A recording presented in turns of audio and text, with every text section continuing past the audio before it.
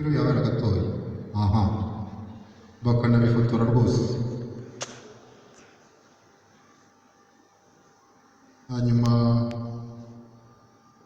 wa musaza wa Jacqueline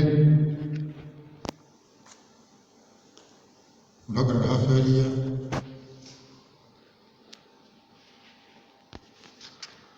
ariko ko ugiye kuvuga ntacyo ubanze ngo ati mikorofone yabo ntacyo bitwaye. Ugiye gutanga umugeni mu magambo meza cyane abantu bagiye gukurikirana, hanyuma numara kuyavuga Asiyane leta arambura ikiganza gihereze Jacqueline bafatanye mu kiganza ukimara kuvuga amagambo ukurikire tuvuga.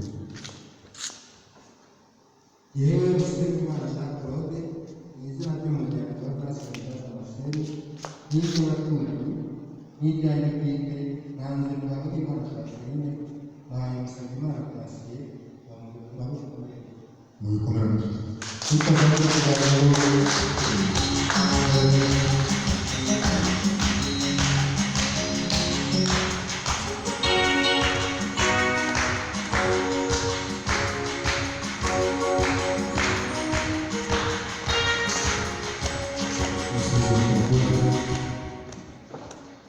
komeza ufate uyoboke igendera byagaragaje isubire mu mwanya.